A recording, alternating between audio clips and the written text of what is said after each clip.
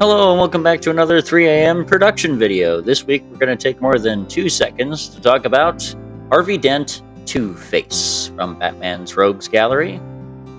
Now this character originally debuted as Harvey Kent. No, not that Kent. With subsequently similar origin stories to most Two-Face stories, where the Maroni crime family are on trial. Harvey is a lawyer for the prosecution, bringing criminal charges against the crime family. In a fit of rage, Maroni throws acid on his face, scarring and disfiguring him. But the outer scars just release some inner scars that he's had over the years, as he suffers from dissociative identity disorder.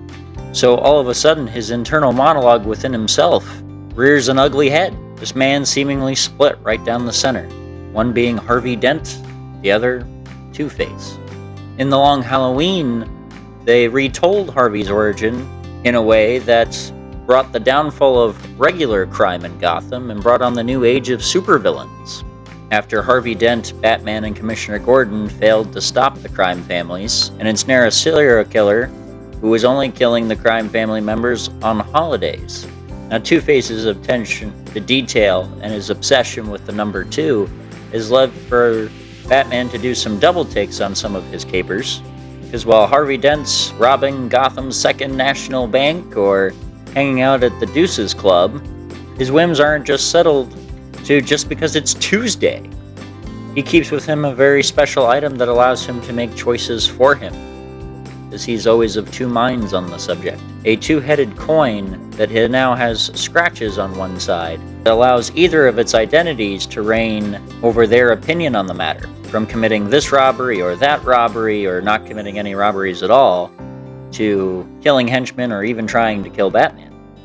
In the animated series, Harvey Dent and Bruce Wayne are best friends. He dated Pamela Isley, or aka Poison Ivy, who subsequently tried to poison him.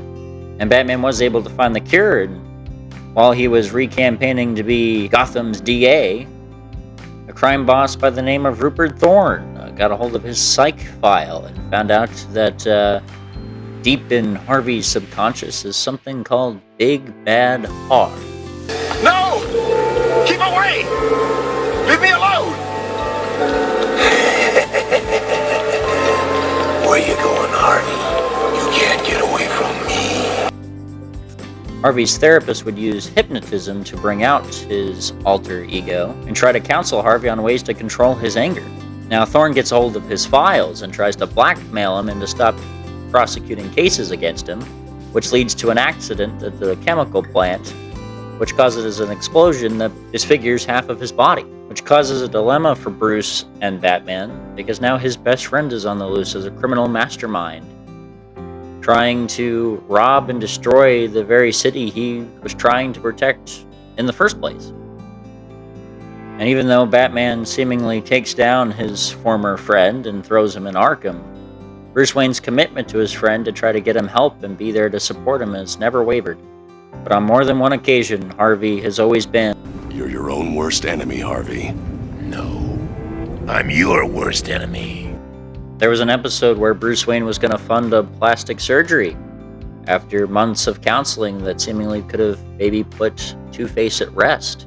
But then Two-Face gets kidnapped right out of the hospital room. And there's 2 different clues, 2 little red herrings that lead Batman in 2 different directions that him and Robin have to investigate, only to realize that Two-Face had kidnapped himself.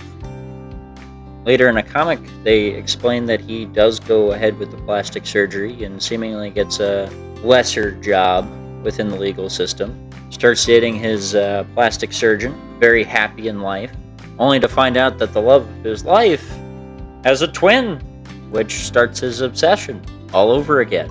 And he starts dating both of them, which leads down a tragic path into the one sister kills the other, and in his grief, he scars his own face once again and kills the other sister. Subsequently coming back in the New Adventures to be a forefront runner for a new take on Robin's origin.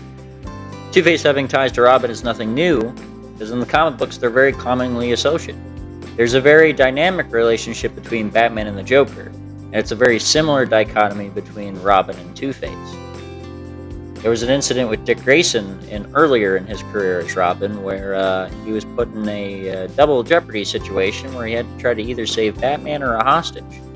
Now, he seemingly was able to save both of them, but the double jeopardy caused that victim, caused the citizen to fall to their death, so he only saved Batman. In Schumacher's run at Batman Forever, Two-Face is the reason that Dick Grayson becomes Robin, having killed his parents at the circus instead of Tony Zuko. The animated series, we get to see a retelling of Tim Drake's origin story with more of a other Robin storyline put on his, because that Robin was a little less popular at the time, having his dad work for Two-Face and seemingly show up in Metropolis Bay.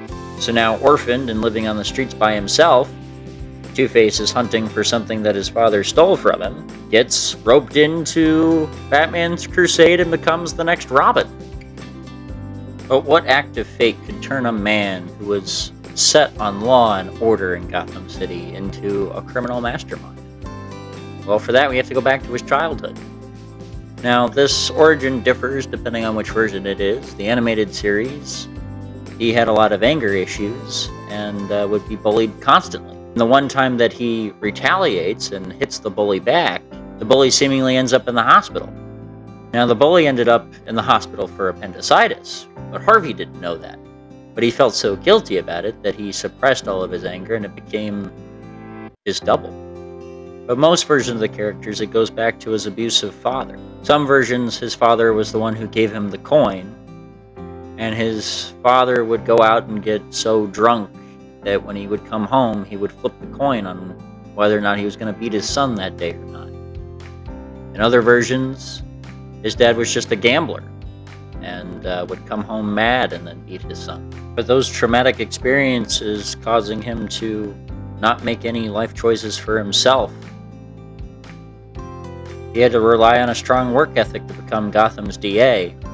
But now that he's Two-Face, without that coin, he can't do anything. He's completely helpless to make any decisions. It's all based on heads or tails. And although his animated series counterpart couldn't seem to find love, in the comics, Harvey Dent was married to Gilda Dent, who seemingly had her own mental health issues because she may or may not be a serial killer. The comic book kind of leaves that very cryptic. In the Dark Knight trilogy, he seemingly can't find love there either, because the woman that he proposed to, Rachel Dawes, dies at the hands of the Joker, because the Joker gives Batman double jeopardy to save one or the other. Make matters worse, Batman was also in love with Rachel. The Joker seemingly goes visits Dent in the hospital, and although he creates the illusion of a choice to kill him or to not kill him, but leave it to fate of the coin, Joker has his fingers on the firing pin the whole time, so even if Dent clicks the trigger, he's not going to shoot. But fate is kind to Joker, and Dent breaks out of the hospital and sets out to get revenge on those who might be responsible for Rachel's death, eventually leading him up to kidnap Jim Gordon's family, and having one last confrontation between him, Gordon, and Batman. Batman is seemingly able to save Gordon's family, although not from some serious family counseling, but Dent perishes. So Gordon and Batman seemingly have to create a lie just to not undo all of the good that they've done to protect Gotham. Because while Batman is the Dark Knight, Harvey Dent is Gotham's White Knight. No! Settle down, Dent. Don't call me that. I don't believe that. I wish I was dead. I'm a freak because of you. That wasn't my fault. You're the man who put that acid-throwing in the dock. You said we'd save Gotham. I'm sorry, Harvey. But to show how scarred Harvey Dent really is on the inside, in one of the very popular runs of Batman, Frank Miller's Dark Knight Returns, is kind of an Elseworlds telling of what if Batman had retired after the death of Jason Todd, and then years later comes back as Batman, in a world that seemingly doesn't want this vigilante back, but needs it more than ever.